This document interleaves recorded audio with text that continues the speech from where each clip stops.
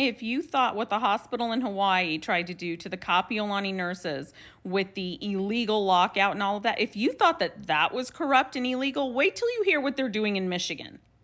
I don't know if these hospitals are becoming increasingly more desperate or paranoid with nurses unionizing and standing up for themselves and patient safety, but it would appear so because what they're doing is frankly unprecedented and illegal and insane.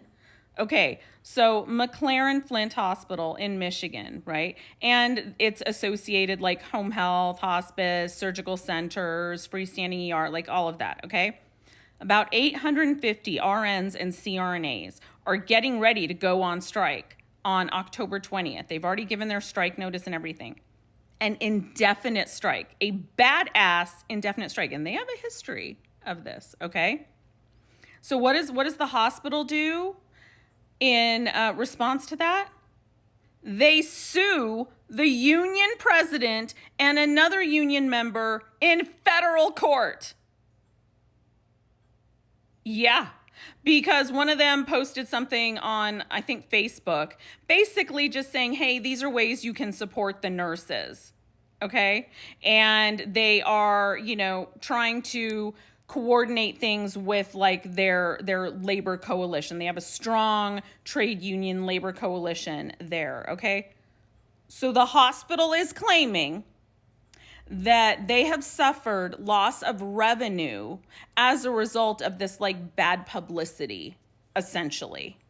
And they're suing the union president, a nurse, and one of the other members in federal court, not to the National Labor Relations Board, which would be the normal recourse. Okay, still insane, but that would be the recourse, right? No, they're skipping all of that and going to federal court, suing them for no less than $75,000 because that's the minimum in federal court.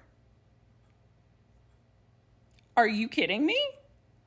Are you kidding me? You're that petty and paranoid? You're going to sue the union president after they say, hey, we have no choice but to go on strike. This is abhorrent. Like, I cannot tell you how enraged I am at this. Now, keep in mind, Michigan is a very strong pro-union place, okay? Like, very strong. And this hospital has had to deal with the nurses going on strike before. 4 years ago, they took a strike vote and were set to go on strike. And just a couple of days before the strike, the hospital caved, as I recall, and gave in to their demands. And I think it was back in 2000, they went on another indefinite strike. And they were out there. They were not giving in. They were out there for 73 days. And the hospital pulled some very shady shit that time too. But guess what? The nurses won every single time.